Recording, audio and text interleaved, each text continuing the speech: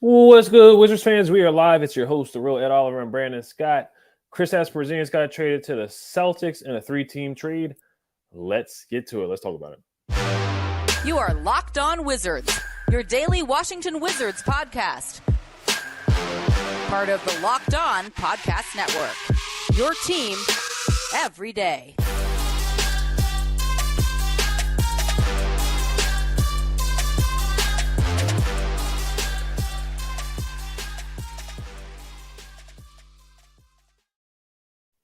I want to thank you guys for making Locked On Wizards your first listen every day. We are free and available wherever you get podcasts. Today's episode is brought to you by Birddogs. Go to birddogs.com/LockedOnNBA and they'll throw in a free custom Birddogs Yeti style tumbler with every order. So we are live. Today is the day of the NBA draft. A lot of energy, a lot of hype for today, of course. Now the Wizards do have pick 8, picks 35, 42, and 57 all in the second round. We just seem a little allergic to first rounders. I would love to get a first round in the Porziņģis trade and, of course, the Bradley Beal trade. But, of course, we know, the front office did not have full control in the Bradley Beal trade. And then Kristaps, we'll talk about that trade, of course, in a couple of seconds. But let's go over the details of the trade. And we are live, so we're going to get the comments later on and get to you guys' reaction. Definitely a lot of mixed reaction from Wizards fans on social media for sure.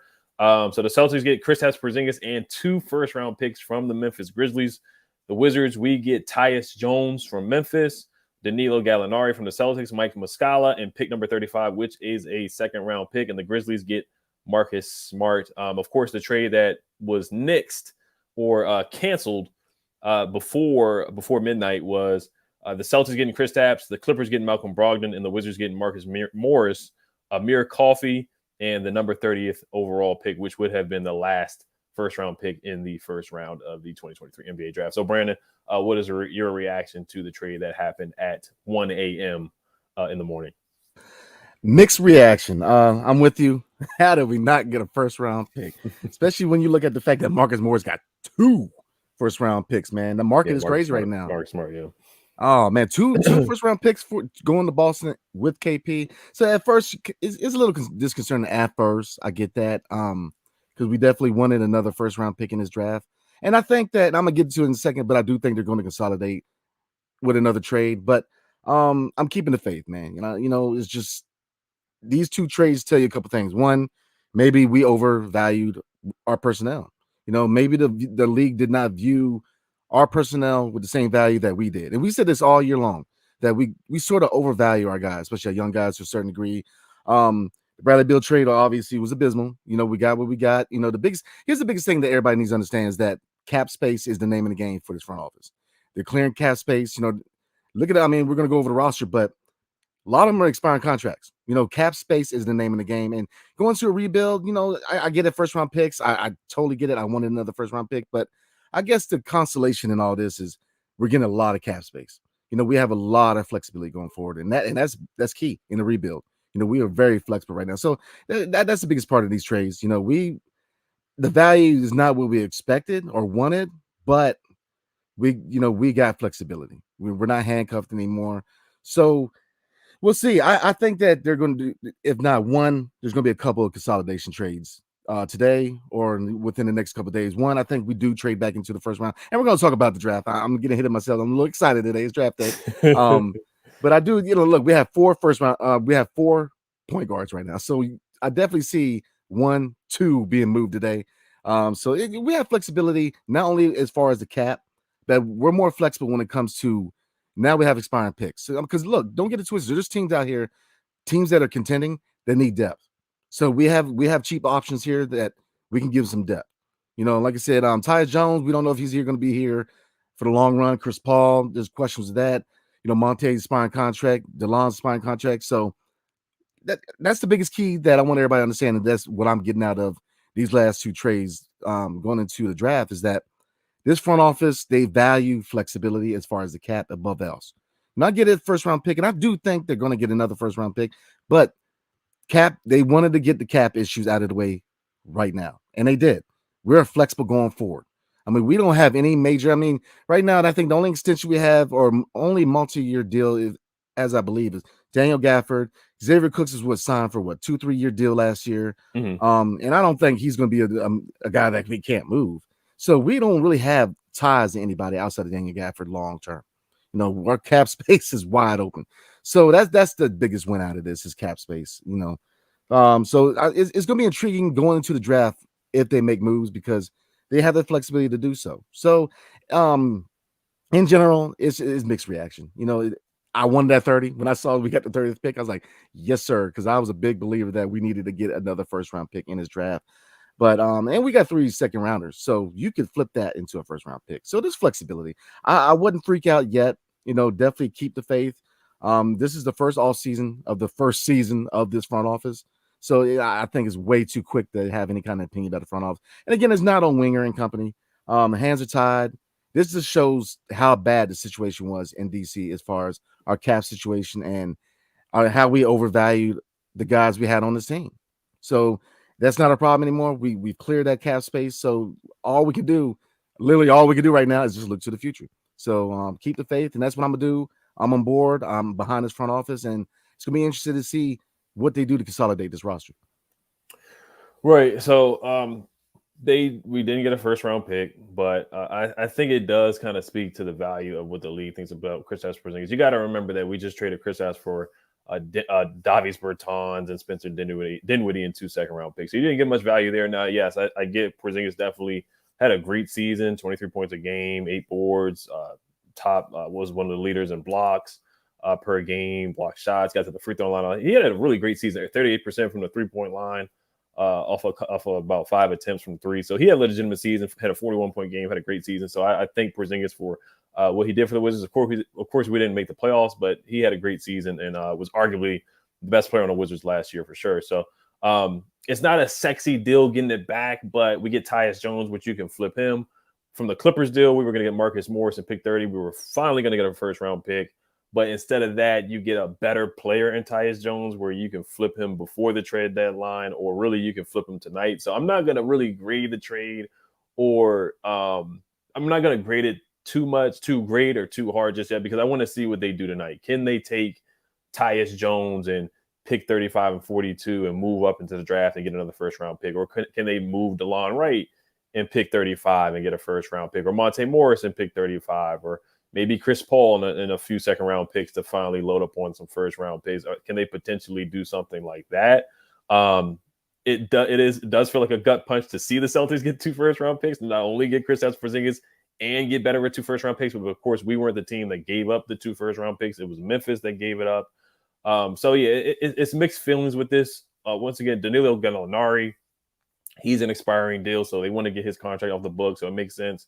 Mike Muscala, once again, we're gonna get off his contract. He's an expiring deal, so it's not a sexy return, but it's going to be a rebuild. And Kristaps, he had the option of opting out. Personally, I think it was smart for him to opt in because he's not going to get $36 million from anywhere else. That just wasn't happening. Yeah. Maybe he would get a 4-year deal for about 25 to 30. You think about the injury history now. He did play a good amount of games this year. This was probably his most healthy season that he's had in a long time. And the only reason why he even missed games was really because we did start tanking at the end of the season. So I did personally think his value would be a little bit better than what we got. But they did end up getting something for Kristaps instead of getting nothing. So that is somewhat of a win right there. You get those picks and you get to flip them now. Looking at Tyus Jones, he's a solid player. Once again, he was great with assist to turnover ratio.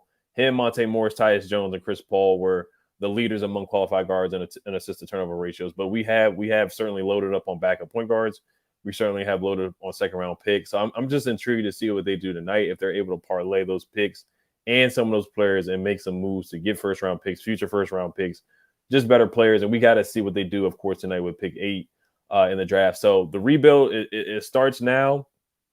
Is it disappointing for the stuff that we've gotten for it?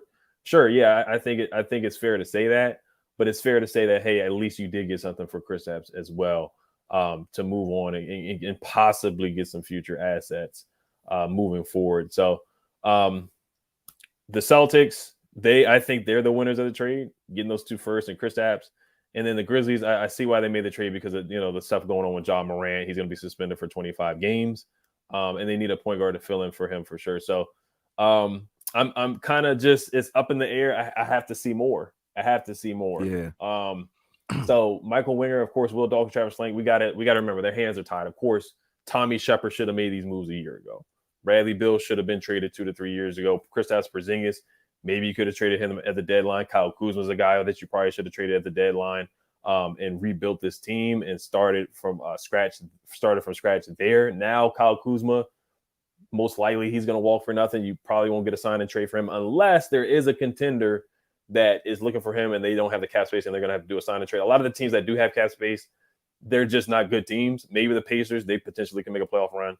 But it is disappointing. It's disappointing to see that there's so much value could have gotten from these players last year or at the trade deadline, and this is what we get. And like I said, it's not the front office fault. It's not because the Bradley Beal no trade clause. He did us in with that, or Tommy Shepard and Telly Johnson did us in with that, and then Brad took advantage of that and did us in even worse with not going with the Miami Heat and taking what they could have offered in multiple first round picks. And then Kristaps, he helps us out a little bit by opting in, but he helped himself out. Of course, we're getting $36 million, and his trade value is just not there. So we end up getting the second round pick, Muscala, who once again is an expiring deal, who's not going to do much.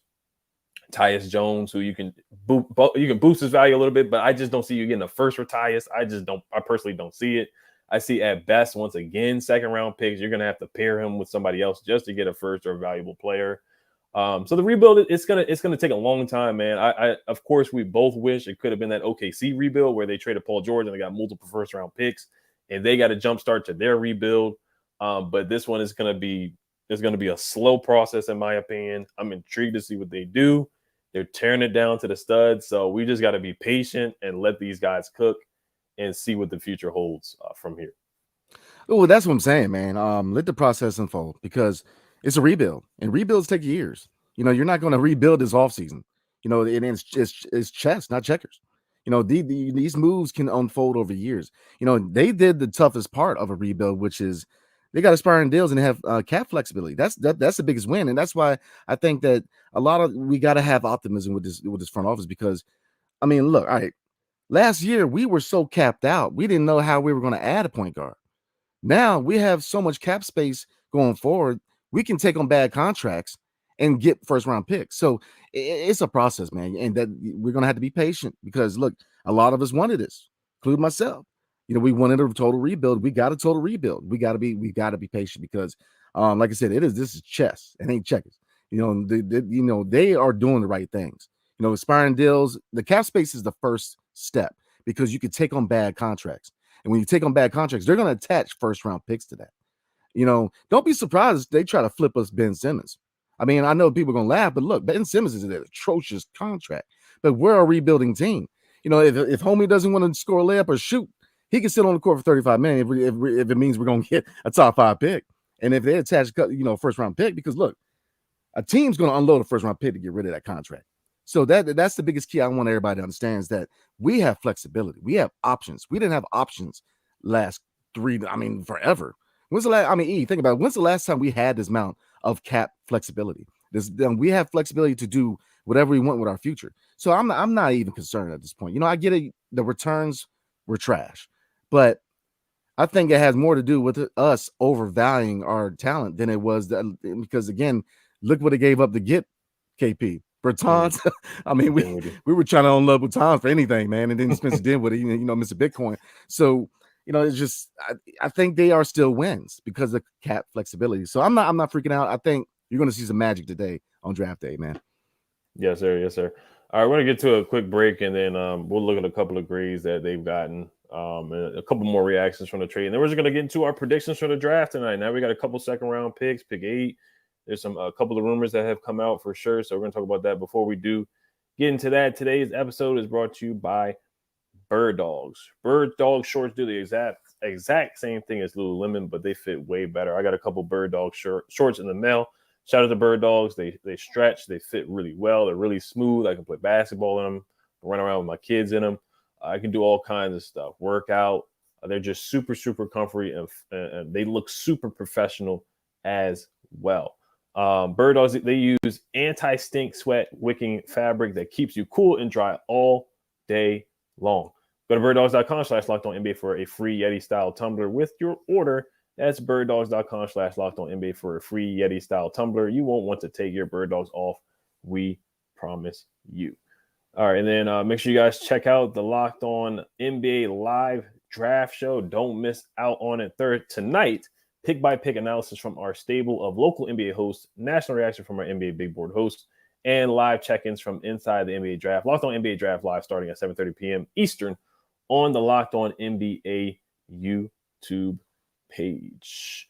All right, so Kevin Pelton from ESPN, he gave the grade a A-, and then we got a C from The Athletic as well. I was going to read some of the article from The Athletic, but I'll just read the last paragraph from The Athletic. He says, Jones is an interesting pickup, and the Wizards are getting the 35th pick in the draft. Maybe they don't know they're allowed to ask for first-round picks in trades. Jones is arguably the best backup point guard in basketball, and there were some whispers last month that maybe he wanted to move on from Memphis for a chance to start. He'll get that chance with the Wizards because he immediately becomes the best point guard on the roster. Let's presume Chris Paul is moved elsewhere. No offense to Monte Morris, who is an excellent backup. So, yeah, there is potential that Tyus Jones could be the starting point guard on the roster. Personally, I don't think Chris Paul is going to be here really to start at day one. I think he wants to go to a contender. I get the connection with Will Dawkins and Chris Paul, but I just think Chris Paul being a veteran and trying to ring chase and trying to get a ring, I think he wants to definitely move on for sure. Potentially could go to the Clippers. We saw Malcolm Brogdon was supposed to go to the Clippers, but they didn't trust his health. But yeah, he kind of went in there saying that we're allergic to first round picks. I guess nobody just offered a first. You know, we didn't give up a first for Porzingis. So that's what I would say, contrary to what he said from The Athletic. I'm trying to pull up his name here. Zach Harper. That's what he said. He said we're allergic to first round picks. Then of course he has to understand that we couldn't get a first because of Bradley Beal's no trade clause as well. Yeah, and that's what I'm saying, man. It's a process, man. Look, we have started. This is year zero of a rebuild, man. You know, you're looking for expiring contracts, bad contracts. You're trying to get assets. You're not going to see any free agents come here for at least 3 years because nobody's trying to come to a rebuilding team. You know, you're going to see a lot of this.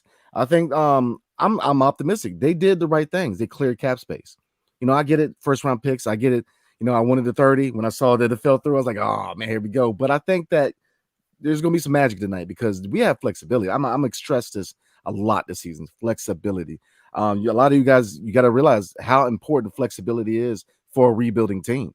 You know, cap flexibility, like I said, you know, a couple things are going to happen in the next couple of years. They're going to start picking on bad contracts and accumulate as many picks as they will. So you're going to see no shortage of first round picks with his front office, man. So this just trust the process, man. Like I said, This is the first off season of the first season. We haven't even seen a regular season underneath the front office. Right. So I mean, let it unfold, let them do their thing. Because you're gonna be surprised. We're gonna be a good team down the line, man. We just have to trust the process. You know, clear all this cap space out. Like I said, KP, he could have just bounced out. So the fact we did get another pick, and right now we have 3 second rounders, so we can turn that into a first rounder. You know, but again, I know people are gonna be like, shut up, but flexibility. I'm telling you, flexibility is key, man. So I'm optimistic. I like the moves, and they're not sexy. You know, you didn't get a first round pick back, but it gives you freedom of movement, and that's the biggest key to me. Yeah, so it wasn't sexy. Of course, KP could have opted out. He could have just walked for nothing, but we did something in return, and maybe they can flip Tyus. And some of the second round picks are picks that we have into valuable assets. There's still Monte, DeLon. Got to figure out what we're going to do with this gluttony of point guards. We can flip one of those guys for something. Monte Morris doesn't have much trade value either. So let these guys cook and trust the process. This is probably looking like a trust the process kind of rebuild. And then the A- we got from Kevin Pelton. He said, given the likelihood of the Wizards focusing on developing young talent, Tyus Jones might now be most important as a trade chip. Finding a team in need of a starting point guard is a tricky proposition right now. But given a reasonable contract, Washington should be able to find a taker by the 2024 trade deadline to add additional draft capital, or we could possibly find that tonight as well. So, all right, let's get into some draft talk here. How are you feeling about the first pick, our first pick of the draft with pick 8? What's your predictions or feeling for that? And what's 5 players that you're really, really looking at for pick 8? Whew, good question. Well, obviously, what do I see us doing? You know, if you look at the mock drafts, I think Anthony Black, which there's mixed reviews on Anthony Black. You know, just you either love him or you hate him as far as where you see him in his organization. I think he will be gone. One name I see kind of sliding. One name I like, a local guy from the DMV, Cam Whitmore. I think he's a target for us. He didn't have the best workouts. There are minor injury concerns, but he's a dog. He's a 3-and-D. He's a local guy, and he's NBA ready. You know, if you look at his draft, here's the biggest key with this draft. There's a lot of talent in this draft, lots of talent, but you have very little personnel who are NBA ready, who are ready to come in and contribute. Cam Whitmore can be that guy. So that will be one guy, and this guy, I think, if he's available, I think they make that move. Who else do I see? Anthony Black could be an option at 8, but again, not necessary anymore because we have 4 point guards, so we don't necessarily need a point guard, and we can wait for next year or the year after to find that point guard. So then that's another thing. So point guard is not an emphasis anymore. So other names, Bilal Coulibaly, he's an option. He's let's see. I think point guard is just not the emphasis anymore. I think Casey Wallace he's going to be down the board, man. So I'm looking at Bilal. I'm looking at Cam Whitmore. I mean, here's the thing: it's tricky because drafts are tricky. You just don't know who's going to fall. I see Cam might fall, but we might get one of the Thompson twins. It's difficult to really read the market and see how the draft is going to unfold because the only obvious pick is Wembanyama. That's the only obvious pick. You know, we really don't know what Charlotte's going to do. You know, the big thing is a lot of people don't see Scoot and LaMelo coexisting. So it's been talk of Brandon Miller going there. So that changes things a little bit. You know, that the 2 and the 3 changes really what the pulse of the draft is going to be. But if to me, best player available, you got to pick the best player available at that pick because this is a loaded draft. So yeah, top 5. Man, Cam, Bilal, I'm gonna say Anthony Black, Jarris Wallace, or one of the Thompson twins. That's what this one we'll roll with. That's because those are the person I think would be the best fit at the 8 at that point. And you said who's your prediction for us tonight? I'm rolling with Cam Whitmore. I think he's gonna fall. I think we're gonna pick up Cam, which is my guy, man. I love me some Cam Whitmore, man. So I say let's get it. Yeah, I still think they could go Anthony Black at point guard. You know, just because they brought in Tyus and they have Chris Paul and Monte and DeLon, I think at least 2 out of the 4 will not be here really by the end of the week. That's just my assumption. So I still think they could go Anthony Black. I still think they could possibly even go Kobe Buffkin. A lot of people, he's been attached to the Wizards the last couple of weeks. A couple of mock drafts have had the Wizards taking him at pick 8. You know, he's been picking up some steam. He's canceled a couple of workouts, so I can see that. But like you said, like you brought up, Cam Whitmore, the reports are that he hasn't performed great in workouts, so he possibly could drop to 8. I would love Ausar Thompson, one of the Thompson twins. I would love if they dropped to pick 8. I don't think Amen will get past pick 5 or 6, honestly. But Ausar Thompson at pick 8 would be awesome. Kobe Buffkin's fine. Kassan Wallace, it may be a little too high, but I think he's a good point guard. Kentucky guards, they always pan out and play well. He's a good defender, can shoot the 3, good passer as well, great playmaker. So I'd be happy with him. Bilal would be interesting. He's a boomer bust pick, but we'll get to a break here and then get to a little bit more of the draft. There's just so much to talk about. It's gonna be a fun night. Oh, absolutely. It's going to be a night for the ages, man. I'm saying there's going to be some moves tonight, man. So before we move on, tonight's episode is brought to you by Gametime. Buying tickets to your favorite events should not be stressful. Gametime is a fast and easy way to buy tickets for all sports, music, comedy, and theater shows near you. With killer deals and last-minute tickets and the best price guarantee, you can stop stressing over tickets and start getting hyped for the fun that you will have. Forget planning months in advance. Gametime has deals and tickets right up to the day of the event. That's key. Get exclusive flash deals and tickets for football, basketball, baseball, concerts, comedy shows, theater, and more. The Gametime guarantee means you'll always get the best price. If you find tickets in the same section and row for less, Gametime will credit you 110% of the difference. Get images of your seat before you buy, which is key also. Buy tickets in a matter of seconds, 2 taps, and you're set. Tickets are sent directly to your phone, so you never have to dig through your daggone email. Snag the tickets without stress with Gametime. Download the Gametime app, create an account, and use promo code LOCKEDONNBA for $20 off your first purchase. Terms apply. Again, create an account and redeem code LOCKEDONNBA for $20 off. Download Gametime today. Last minute tickets, lowest price, guaranteed. Tonight's episode is also brought to you by PrizePicks. How does it work, you're asking? Well, you pick 2 to 6 players, and if they score more or less than their PrizePicks projection, you can win up to 25 times your money on any entry. No competing against other people, just you versus the projections available. PrizePicks offers projections on any sport that you can watch. This includes the NBA, the NFL, Major League Baseball, NHL, PGA Golf, college football, men's and women's college basketball, soccer, WNBA, esports, NASCAR, tennis, MMA, boxing, disc golf, Euro basketball, cricket, and more. Entries can be made in 60 seconds or less. Is that easy, safe, and fast? withdrawals currently operational in over 30 states and Canada. Download the PrizePicks app or go to PrizePicks.com to sign up and play daily fantasy sports. First-time users can receive 100% instant deposit match up to $100 with promo code Locked On. If you deposit $100, PrizePicks will give you $100. If you deposit $50, PrizePicks will give you $50. Don't forget to enter promo code Locked On and sign up for an instant deposit match up to $100. All right. Yes, sir. Another guy that I really like that is kind of a wild card. I do like Jalen Hood-Schifino. Maybe pick 8 would be a little too high, but he's a guy that got buckets. He can really score at all 3 levels. So he's a guy that I really like. That's going against the grain. And then just think about second round picks since we have so many at this point. Of course, Amari Bailey is a guy that I like. I like Marcus Sasser out of Houston. Some people talk about Bryce Sensabaugh at Ohio State. Maybe he'll fall to pick 35. We'll see about that. James Najee is another big guy, another big man to look at in the second round. So there's so many names to throw out there in the second round. It could be Julian Strother out of Gonzaga, maybe Jaime Jaquez out of UCLA. So there's just so many guys in the second round that the Wizards can certainly look at. Hopefully we don't get a drafted stash guy. Hopefully we do draft somebody that can come out here and contribute in this rebuild and has some potential from day one. Yannick Zosa, guys like that, I just don't see much potential in them. Isu Sanin. So hopefully this new front office, they do value their second round picks. Since we have so many second round picks and they can put them to use for sure. Yeah, I'm with you, man. Don't bring me the only Siberian point guard on the roster. I'm just saying. But nah, man, I think we're gonna be all right. We have flexibility, man. We have a lot of options. We are in a position where we can get best player available at that pick, as opposed to just trying to find a point guard, which was where we're at before these trades. Look, we gotta look at the change of guard a little bit. There's 2 different situations that we're in right now. With this solid 3 as a core, we had very little cap flexibility. We had very little options in the draft.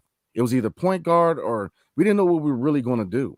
Now we have options where we can just get the best player available, man. So looking back at the draft, I mean, Kobe Buffkin is another name looking at the draft at that pick. Mm-hmm. He's a baller out of Michigan, man. He's a guy who can score buckets. So again, we have a lot of flexibility. So yeah, I'm with you. You still try to get that point guard of the future if you're in position to get so. Because I don't see Monte here. DeLon, I think his defense and his leadership, he could stay, but 2 out of the 4 aren't going to be here. Chris Paul, I don't see him wanting to be here. I think if I'm willing to bet Tyus and DeLon can play the 2. We have some flexibility when it comes to him as far as you can play off ball. So yeah, if you have the the chance to go get that point guard in the future, definitely go get him. But I'm very excited, because it's gonna be a heck of a night. Because this, like I said, this is step 1 of a rebuild. So you're looking at what it takes to rebuild. And they did the hardest part of a rebuild, man, which is getting rid of cap.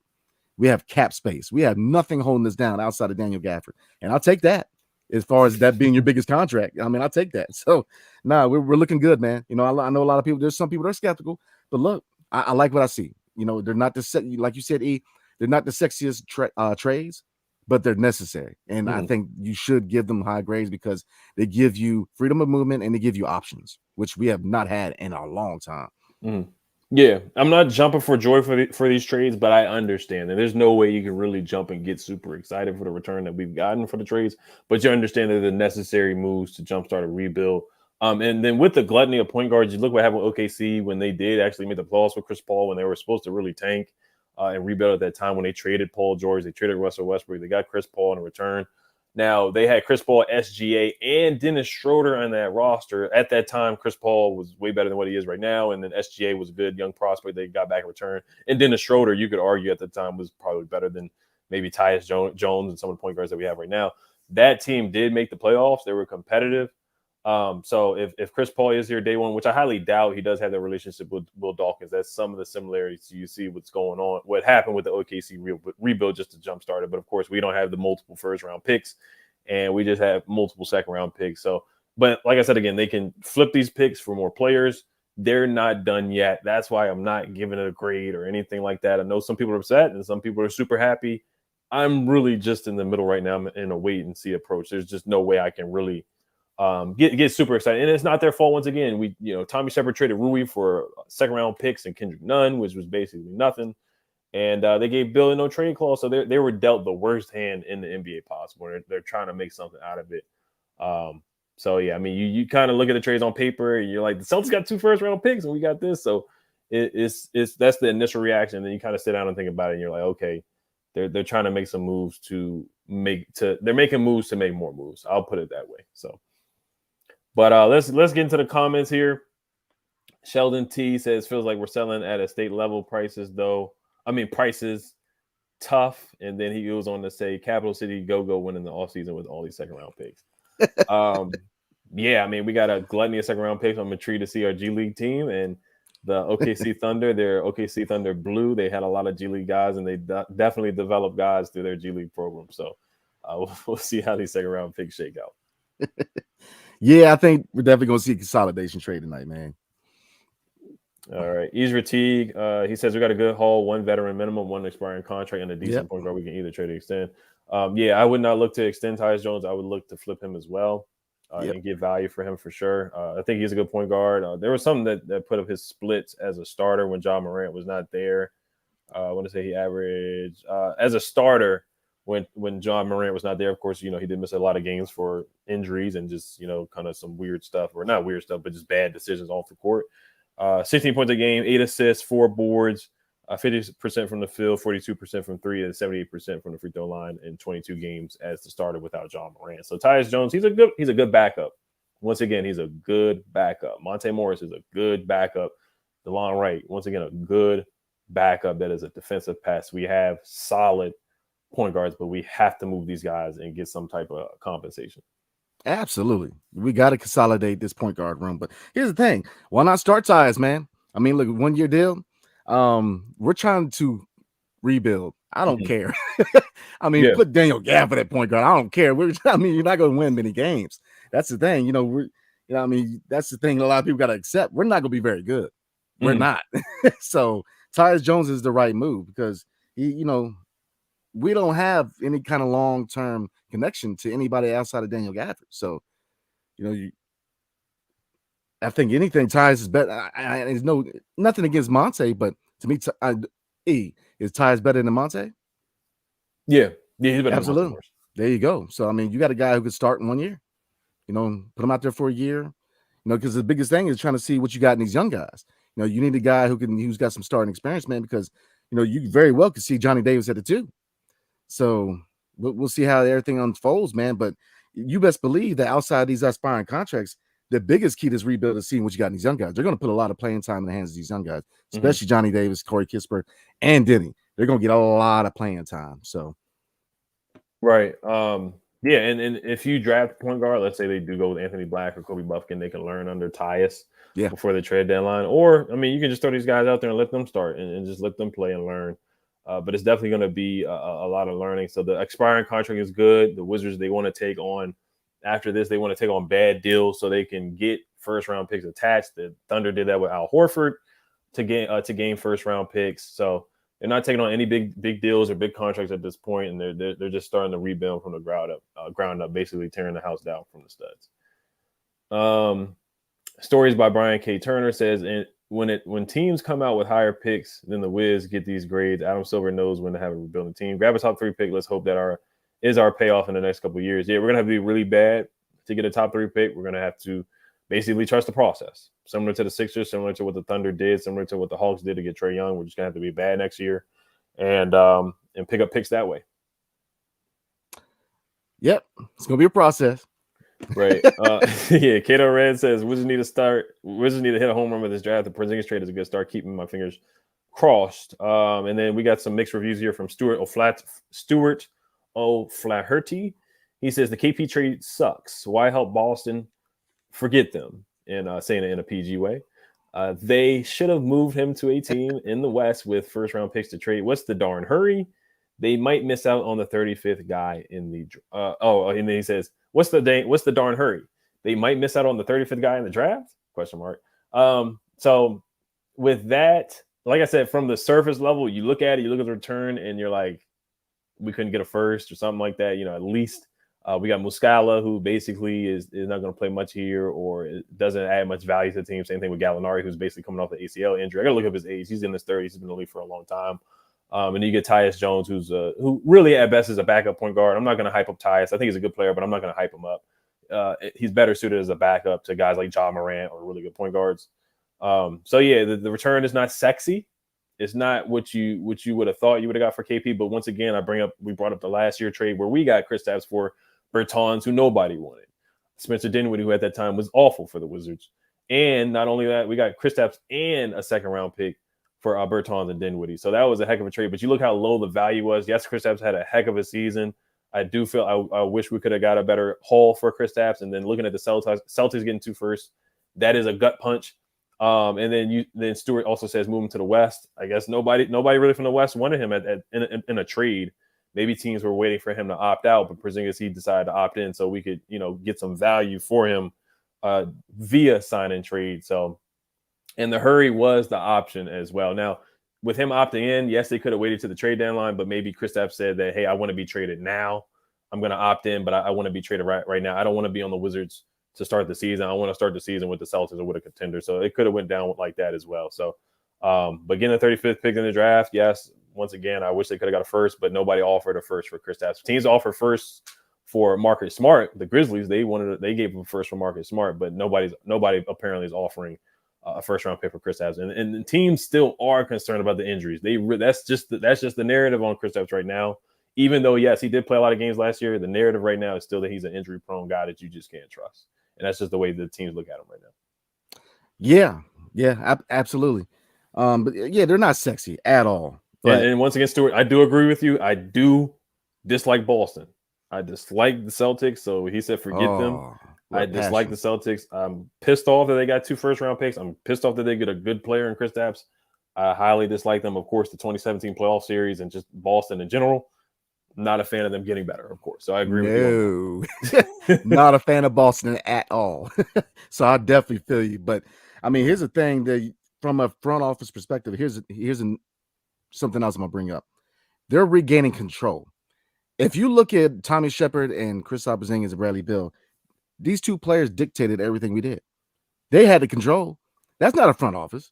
That's why Tommy Shepard has no job right now. No, this front office is trying to regain control.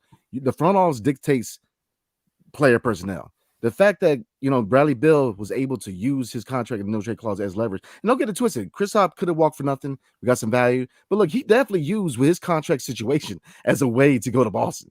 Mm-hmm. I mean, let's not get it twisted. We definitely helped him go to a contender. So we're doing all the right things as far as in the eyes of players in the league. We're trying to send people to contender teams, where they can get playing time and compete for a championship. In the same fashion, we had very little say in this. We had no control. Tommy Shepard gave all the control to the players, man. So now, you're looking at a front office of one who's trying to create cap flexibility and freedom of movement, but 2, they're trying to regain control and let people know that we are in charge. Because Tommy Shepard was not in charge. So that's another thing you got to look at is that we had very little wiggle room with the KP move. He told us where he wanted to go pretty much. I want to go to Boston. And the only way, so he had all control in his move. And that's why these are not sexy moves, because Brian Winger and company had very little leeway to do anything. We were handcuffed. And this is a close to such an abysmal era, man. I am so glad that we have this front office, because can you imagine what we'd be talking about right now with Tommy Shepard as the GM? We'd be terrified right now. Everybody here would be borderline about to cry if Tommy Shepard was the guy drafted today. So, I mean, we're in good hands, man. They're not sexy, but they were very necessary. And we are going to be looking good forward because of these trades, because we are more flexible as far as what we can do going forward. So, right. Billy Shakur says, only podcast I listen to in the mornings to give me hype. We definitely appreciate you for listening as well as Locked On Wizards. Appreciate that. Shamari RE says maybe we flip CP3 to Boston for one of those first rounders in Brogdon. We'll see about that. Because the only thing, and Chris Paul's value to me is not great either, because they literally tried to waive him last week. Suns literally waived. It was an announcement from Woj. He said that they waived him, and then of course they took the waive back. They waived and they waived back and took it away, and then they traded him to us. So his value is not much either. He's 37, 38 years old, so you're not going to get much for Chris Paul either. So that is optimistic thinking. I would love to get that. You take on Brogdon and his contract and his injuries, but you get the first round pick, and that's basically what they're trying to do. So that's optimistic thinking there, Shamari. Optimistic, very optimistic thinking. Well, I mean, look, the Clippers move may not be dead. You very well could see Chris Paul going to the Clippers because, again, they don't have Brogdon now. So that 30th pick could still be at play. If I'm the Wizards, man, I'm picking up the phone. I'm talking back to the Clippers, man, because you can still get that 30th pick. There's still moves to be made today. So I would definitely just sit back and enjoy yourself, man, and just watch it unfold, man, because and it's not just the Wizards, man. Look, there's going to be a lot of movement today, a lot of movement. Right. Old trade I was looking at that maybe the Wizards could potentially do something similar was when we traded our 22nd pick. We drafted Isaiah Jackson, but of course we traded him to the Pacers for Aaron Holiday and the 30th pick of the draft, which ended up being Isaiah Todd. So maybe we could trade the 30th pick and one of these guards and move up to the 35th pick and one of these point guards we got to maybe a team that has the 22nd pick of the draft, or maybe just into the 20s. That would be a win for me if we could trade, say, maybe DeLon in the 35th and move up into the first round. Now that trade for us, it was pretty darn awful because Isaiah Todd is no longer on the roster and Aaron Holiday didn't work out either. But on the flip side, I think the Pacers, they got a solid player in Isaiah Jackson. Not a great player, but he's a solid backup. So if we could do that and move up and get maybe possibly Jordan Hawkins in the 20s. Let's see a lot of people saying Jordan Hawkins in the draft. He might go in the teens, but I love his shooting, how athletic he is coming out of UConn. He's a winner as well. DMV guy, a lot of that stuff doesn't matter where you're from, but those are some guys that if they do move up in the 20s, they could get a guy like Jordan Hawkins or Maxwell Lewis out of Pepperdine. Oh, man, Jordan Hawkins, yeah, absolutely. Big fan of him. Yeah, I mean, you could package a couple of these second rounders. I mean, I think, yeah, there's going to be moves, man. I'm very intrigued because we can sit here and put a lot of proposals together, but I think we can trade back into the first round because they got to consolidate this point guard room. So they're going to be definite moves today. Let's see. Yeah. Michael Walter says first rounder. First rounder? I chew. Are you trying to say we're allergic to first rounders? Right. Yeah, it looks that way. Fatty, Gammy, and then Brandon, if you see anything, you can put something up there. Yes, sir. K-Dog says we suck at getting a fair trade back. I wouldn't say that just yet. Like I said, I'm reserving my judgment to see what happens tonight. I'm reserving my judgment. Is it sexy? No, but they're getting something. They're getting something for Porzingis, and we'll see if they can flip the picks that they've got the past couple of days and turn it to something else. Like I said, if they can get into the 20s, then okay, I'll be like, okay, yeah, they cook something up a little bit. Yeah, I'm with you, man. They're not sexy, but they were necessary, and I like them because they gave us flexibility as far as cap, man. We have options going forward. So let's see. Kuzma to Dallas. This from Matty Warku. Kuzma to Dallas via trade and sign, or sign and trade for their 10th pick and trash contract. I don't see us signing. I mean, Dallas. I don't know. That's intriguing. Maybe because I'm with you. I don't see a lot of these teams with cap space going for Kuz.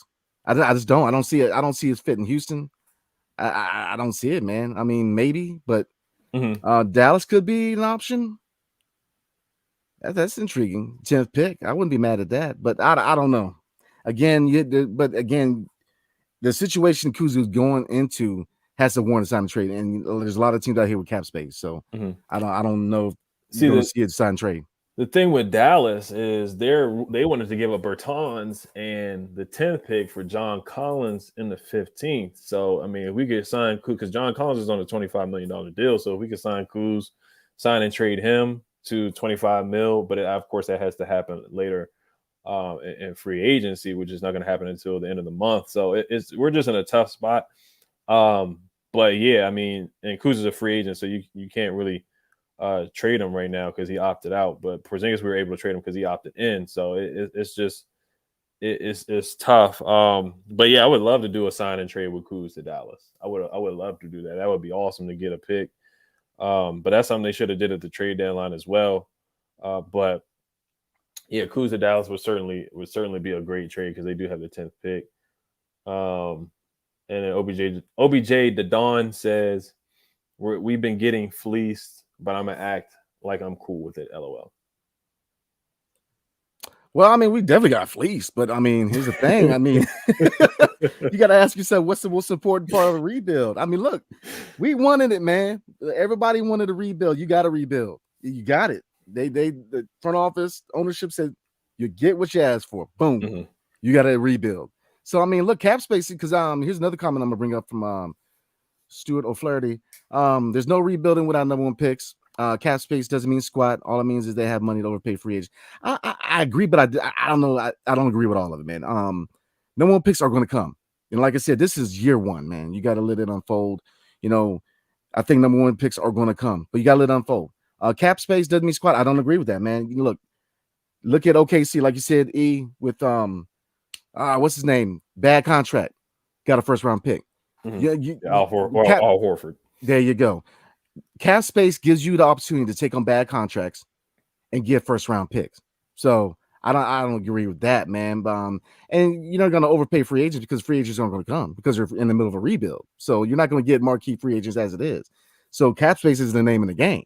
Especially you want to get these bad contracts and get this front office is going to get those picks, man. But we got to be patient. People are already flipping out, man. And we haven't even played a year on this front office. Let it unfold. Because look, don't get it twisted. This rebuild is going to be at least 3 years. You're going to see garbage teams.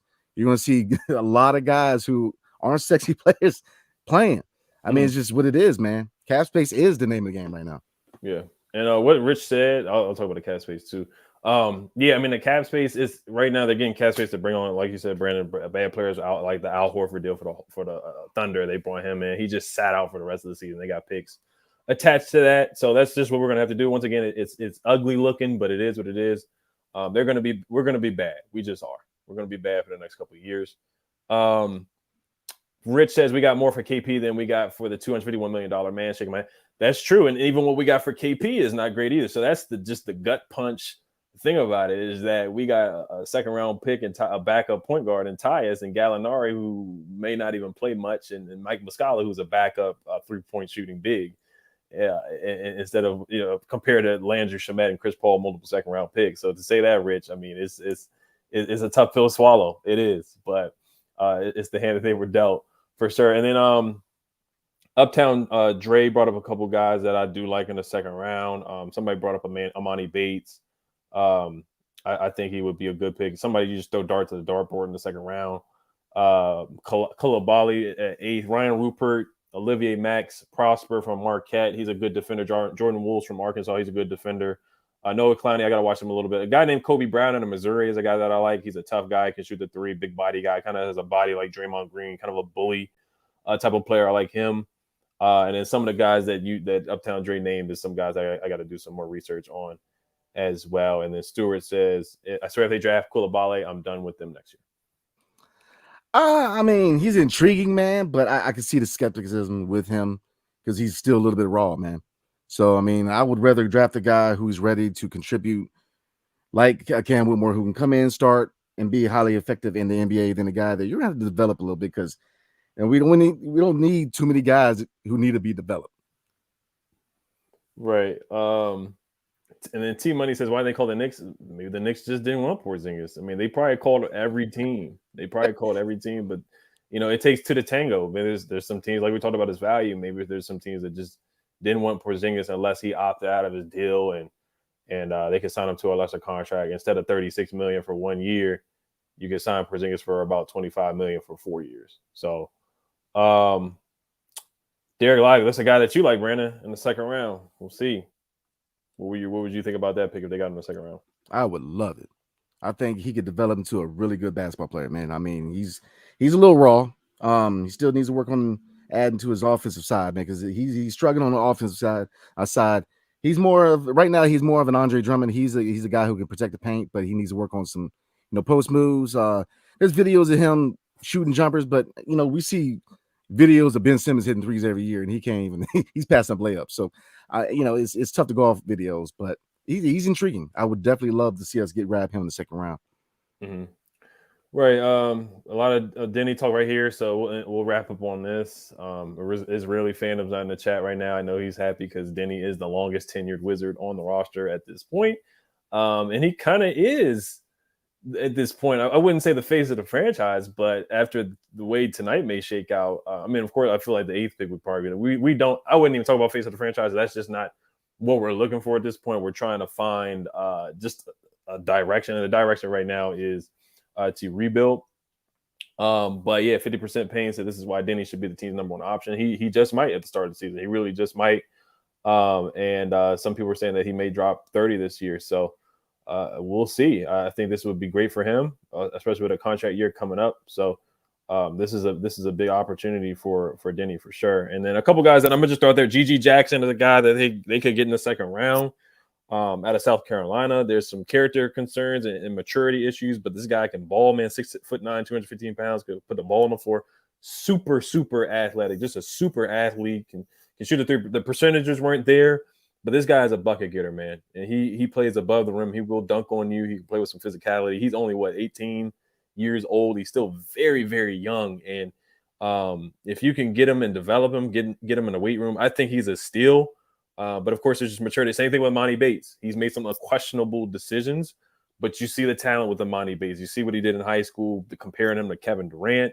Went to Memphis, didn't work out, but I thought he had a really good year at Eastern Michigan. Amari Bailey brought him up again. Terquavion Smith of NC State. I love his game. Love what he did last year for NC State and 2 years ago. But those are some of the guys. Keontae Johnson's a guy at Kansas State, super athletic. Played with the short point guard Jalen Powell or Marcus Powell, who's about 5'6". Keontae Johnson is a super athlete. You see the play in the tournament where Marcus Powell was yelling at his coach and he threw a lob to Keontae Johnson and Kansas State. They went to Elite Eight. So there's some good second round picks. There's some good guys that they can certainly get in the second round for sure. Oh, this is a lot of intriguing. This is a deep draft, man. There's guys in the second round. I mean, you hit Amani Bates, yeah, character issues, but he's a guy that I definitely can see getting some work in Capital City Go-Go, man. But the talent is there, man. You know, you can see the talent in Memphis. I mean, you can see the talent. It's just, confidence and I think this is the organization.